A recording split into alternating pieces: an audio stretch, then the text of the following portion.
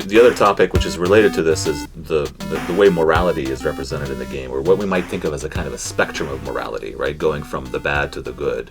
On the one hand, as we already talked about, you have the Russians who are very explicitly bad. It's very clear that they're bad, right? And their badness is not just they're in Urzikstan to look out for their own geostrategic interests, right? It's not just that, because if it were just that, it would be the same with the Americans and the British, right?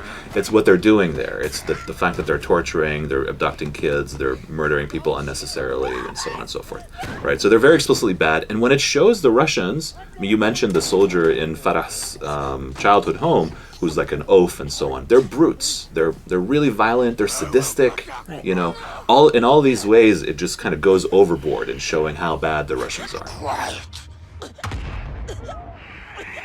The other group that's very explicitly bad is Al-Qatala, right? And I think what's interesting about Al-Qatala is, on the one hand, again, in the ways that, you know, in its association with Al-Qaeda in people's minds, in the way that you have the Muslim women kind of hanging around them, you know, in the representations of their figures, like the wolf in particular, who, you know, has a beard, and, you know, he calls to mind certain Al-Qaeda figures.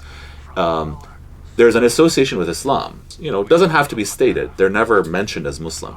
But then on the other hand, there's, in one of the death scenes, there's this reference to a phrase where Al-Qatala says they eschew religion, right? What they actually are out to cause chaos, right?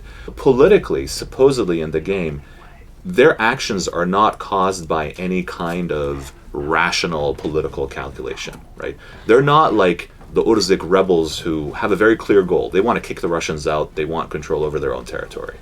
Al-Qatala doesn't want that. Al-Qatala apparently wants something a lot more and a lot more crazy, which is just to cause chaos in the entire world, to bring the current world order collapsing, right? To bring it crashing down. But to what end? Who knows? Like, so that out of the terror and the chaos, something new is born? It's not rational, right? It doesn't actually have a proper calculation to it.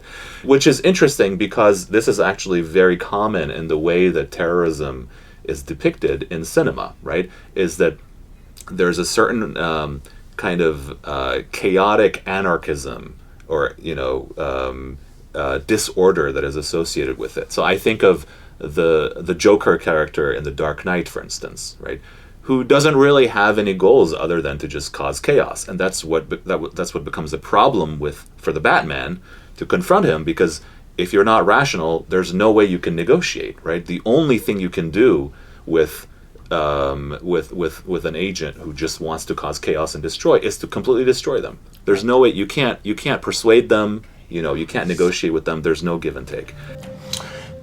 I'm an agent of chaos. There's another example, Zahir, in the Legend of Korra television series, who, again, like Al-Qatala and like the Joker, he's a fanatic. He only wants to cause disorder, right? Don't you think the world would be better off if leaders like them were eliminated? True freedom can only be achieved when oppressive governments are torn down. And I think the idea here, again, is that there's in the kind of American and European imagination of you know, global war, there's no possibility granted that the people that we think of as terrorists actually have rational interests and rational goals. Right? It's just chaos, it's just disorder, you know. While, of course, Al-Qatala and the Russians are responsible for, you know, all of the senseless violence in Call of Duty, on the other hand, our kind of ragtag group of friends, while they also kill a lot of people because they have to, the implication is A, that they don't want to, and B, there's a reason, right? That, of course, you know, like if at any point, you know, General Barkov is taken out, and the Russian army sort of negotiates, and the Russian government negotiates, or Al-Qatala put down their weapons, then, you know, Alex and Kyle and Captain Price and Farah will just go, like, just, you know, lay down their arms and go, you know, hang out on a beach in Florida and play beach volleyball or something, right? Because they are good. Right? Because they are only fighting because they have to, because the enemies are everywhere and they're nefarious and they're bad. The way they use violence is based on reason, right? They have a reason for it. It's a rational use of violence, as opposed to this kind of anarchic, irrational use of violence by Al-Qatala and the Russian. Just because it's rational does not mean, however, that it isn't highly charged emotionally. And I think that the moment where these sort of like this massive kind of emotional charge of the way that these people sort of make the sacrifices that they do to keep us safe, which is again part of the language of the war on terror, is in the scene, sort of the final scene for Alex in this particular iteration of the game. I'm asking you to give me the order. I won't do that. Commander, please. I am not your CO. Then who is? Because someone needs to light this fire and someone needs to kill Barkov. And you can't do both.